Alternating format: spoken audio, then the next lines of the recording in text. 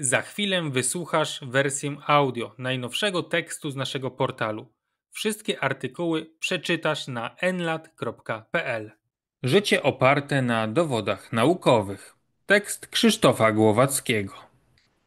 Naukowcy odkryli sposób na prawdziwe szczęście. Wystarczy stosować się do kilku kroków. 8 nawyków, które wydłużą Twoje życie o 24 lata, naukowo potwierdzone. Tego typu nagłówki codziennie bombardują człowieka trzeciej dekady XXI wieku. Choć większość z nas rozumie, że takie stwierdzenia nie mają zbyt wiele wspólnego z nauką, to jednak obecność takich odkryć w kulturze popularnej nie jest tylko kolejną metodą na przykuwanie uwagi czytelnika.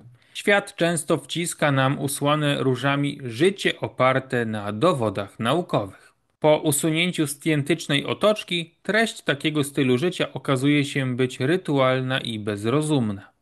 Nauka i naukowizm. Zastanówmy się nad tym, czy istnieje w ogóle podmiotowa nauka, która może nam coś mówić. Idea metody naukowej jest w swoich założeniach prosta do zrozumienia. Za pomocą eksperymentu, logiki i statystyki próbujemy wyjaśnić otaczającą nas rzeczywistość. Na podstawie analizy przeszłości tworzymy modele występowania określonych zdarzeń w przyszłości. Często przynosi to wymierny efekt. Na przykład żyjemy dłużej, gdyż wiemy, jak skutecznie się leczyć. Nawet pozornie oderwane od rzeczywistości rozważania z zakresu fizyki teoretycznej doprowadziły do możliwości uzyskiwania energii atomowej. Jednak im głębiej wchodzimy w jakąś dziedzinę wiedzy, tym bardziej otwiera się przed nami bezmiar kolejnych pytań. Co więcej, nawet w obrębie już dowiedzionej tezy zawsze kryje się mnóstwo ograniczeń. Metody statystyczne, używane do szacowania prawdopodobieństwa występowania określonych skutków, są oparte na założeniach a priori. To, co uznajemy za istotność statystyczną, zostało przyjęte na podstawie subiektywnego przekonania o słuszności postawienia granicy błędu w tym, a nie innym miejscu. Proces naukowego dochodzenia do prawdy o świecie jest więc procesem z założenia nigdy niedokończonym. Warto również dodać, że podstawowym kryterium poddawania tezy ocenie metody naukowej jest to, czy jest ona falsyfikowalna. Oznacza to, że dla hipotezy musi być możliwe opracowanie eksperymentu, który by ją obalił. Przykładowo, odnalezienie warunków, dla których obiekt nie podlegałby prawom grawitacji. W ten właśnie sposób teoria grawitacji stała się tylko szczególnym przypadkiem teorii o charakterze szerszym, ogólnej teorii względności. W dziedzinach takich jak na przykład psychologia kliniczna czy nauki społeczne falsyfikacja bywa niemożliwa ze względów praktycznych.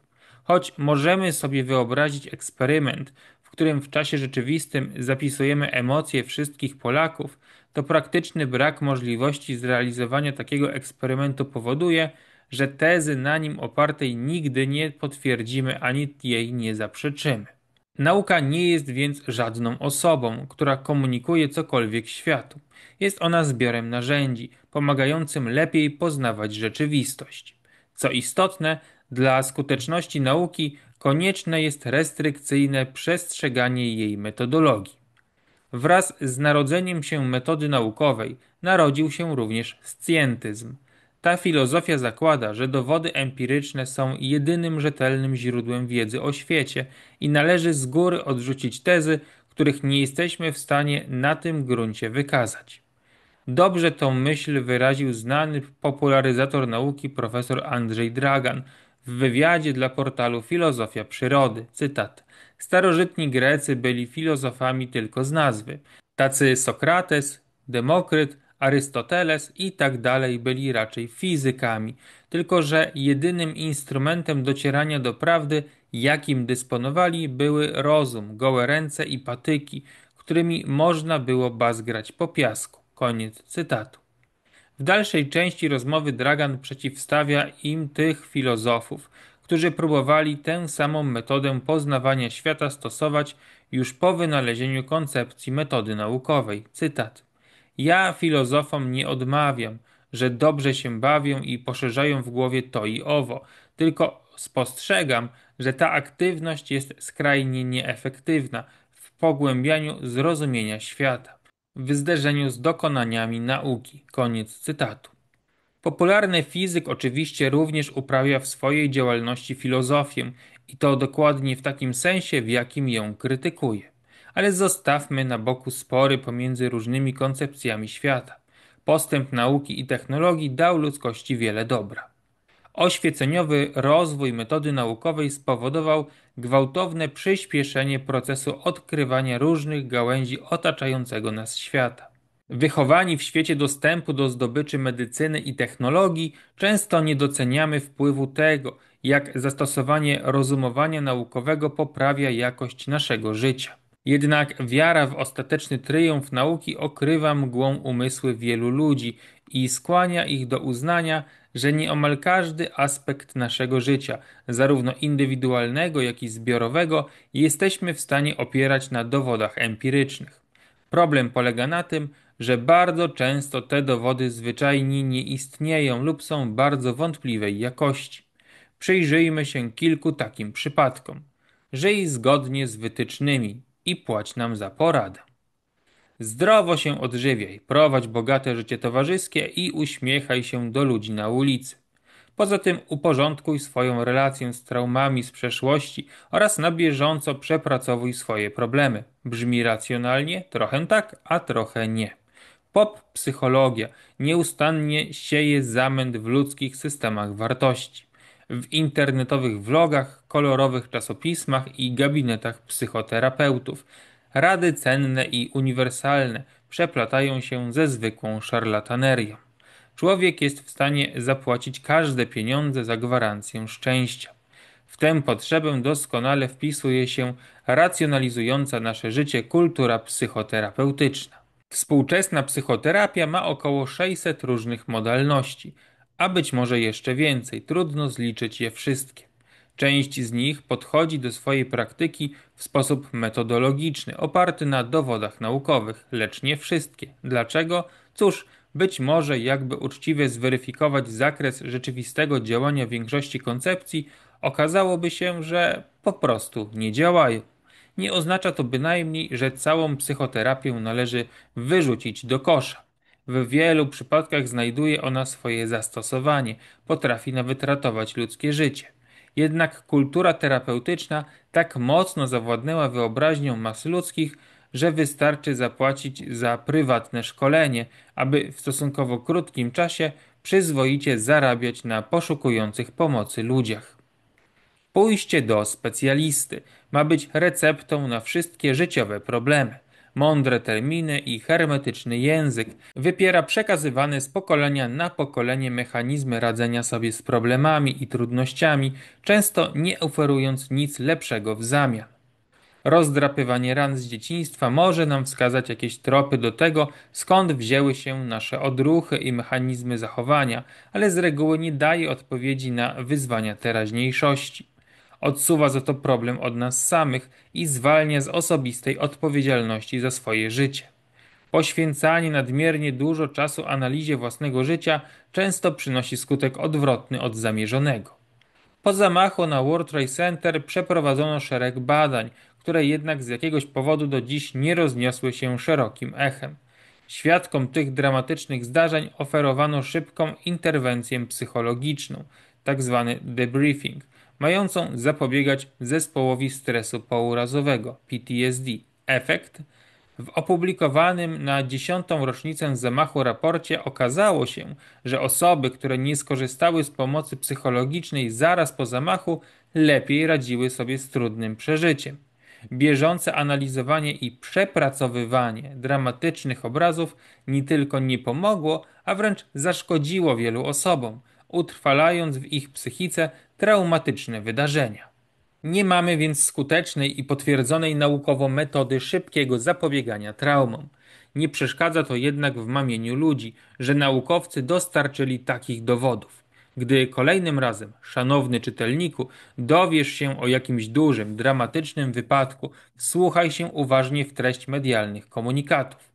Jeśli usłyszysz o zapewnieniu poszkodowanym natychmiastowej opieki psychologicznej, to wiedz, że nie wyciągnęliśmy wniosków. Ludzkie oczekiwania wobec metody naukowej są tak duże, że pod naukowym płaszczykiem szukamy rozwiązań nawet tam, gdzie za jej pomocą niczego wartościowego nie udowodniono. Nie ma czasu na żałobę. Dążenie do szczęścia musi być szybkie i dynamiczne, a przy okazji pieniądz musi się zgadzać. Ktoś w końcu ten debriefing robi. Gdzie nauka nie dociera? Nie tylko psychobiznes używa naukowej otoczki do promowania koncepcji, które z nauką mają niewiele wspólnego.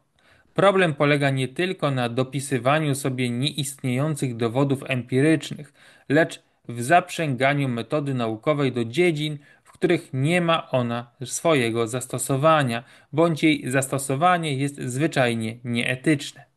Łukasz Sakowski z popularnego bloga To Tylko Teoria opublikował w 2016 roku analizę poglądów głównych partii politycznych na sprawy naukowe. Co ciekawe, wśród takich kwestii jak GMO, globalne ocieplenie czy szczepionki, analizie został poddany stosunek do homoseksualizmu i wycinania drzew w Puszczy Białowieskiej. Za antynaukowe uznano więc partie, które sprzeciwiały się wprowadzeniu związków partnerskich.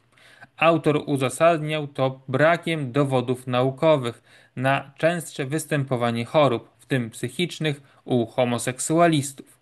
W sprawie Puszczy Białowieskiej antynaukowością okazała się chęć ochrony lasu poprzez selektywną wycinkę drzew. Oba przykłady dobitnie pokazują sposób myślenia zacietrzewionych racjonalistów. Wynik badania nie jest odnoszony do systemu wartości czy określonego na jego podstawie celu. Seksualność nie ma punktu odniesienia w filozofii czy religii, a jedynie w medycznie rozumianym dobrostanie. Norma okazuje się być po prostu brakiem choroby. W kwestii wycinki argumenty strony ekologicznej opierały się na przeświadczeniu, że zachowanie naturalnego cyklu życia lasu musi być celem samym w sobie. Argumentacja ówczesnej władzy, jakoby walka z kornikiem miałaby dawać możliwość zachowania większych połaci lasu, była antynaukowa. W tle toczył się konflikt ściśle techniczny odnośnie efektów różnego rodzaju działań chroniących las. Kluczowa jednak była różnica poglądów co do celu tych działań, nie będąca przecież obiektem dociekań naukowych, a konsekwencją konfliktu systemów wartości. Tego typu scjentyzm bywa przykrywką dla propagowania poglądów, nie mających z nauką nic wspólnego. Dobrym przykładem jest artykuł The Impact of Legalized Abortion on Crime Over the Last Two Decades. Wysoko punktowane czasopismo, prestiżowy Princeton University i poprawna metodologicznie praca udowadniająca, że zalegalizowanie w USA aborcji na życzenie spowodowało spadek przestępczości w tym kraju. Autorzy w sposób systematyczny przeprowadzili logiczny ciąg przyczynowo-skutkowy. Ograniczenie liczby dzieci urodzonych w młodym wieku i w trudnych warunkach materialnych miało spowodować mniejsze koszty społeczne w długim okresie czasowym. Czy nie wydaje się to intuicyjne? Choć autorzy nie mówią językiem etyki, to cel i przekaz pracy jest jasny. Pokazać światu, że aborcja na życzenie to nie tylko prawo kobiety, ale również wymierne korzyści dla społeczeństwa. Ta iście diaboliczna logika pokazuje, że metoda naukowa jest tylko i wyłącznie narzędziem poznawania rzeczywistości, którego można użyć do forsowania rzeczy złych. Nie trudno wyobrazić sobie pracę, która za pomocą odpowiednich metod analizy danych udowodni pozytywny wpływ jakiegoś ludobójstwa na stabilność społeczną. Czy mordowanie ludzi w komorach gazowych nie zaprowadziło większego porządku? Metoda naukowa nie odróżnia dobra od zła. Może dostarczyć inspiracji do dociekań etycznych, ale nie powie o moralności naszych czynów. Społeczeństwo oparte na dowodach naukowych. Kwestia aborcji jest jednym z bardziej wyrazistych przykładów instrumentalnego używania metody naukowej do forsowania określonego światopoglądu. Ileż to razy słyszeliśmy, że usuwanie ciąży to zwykły zabieg medyczny, a ograniczanie dostępu do niego to ograniczanie dostępu do ochrony zdrowia. Podobnie sprawa ma się w przypadku innych dziedzin życia społecznego, np. ekonomii. Pułapki światopoglądu scjentycznego w tej dziedzinie wiedzy dobrze scharakteryzował Michał Ciesielski w artykule Dlaczego ekonomiści nie mogą żyć w zgodzie. Cytat.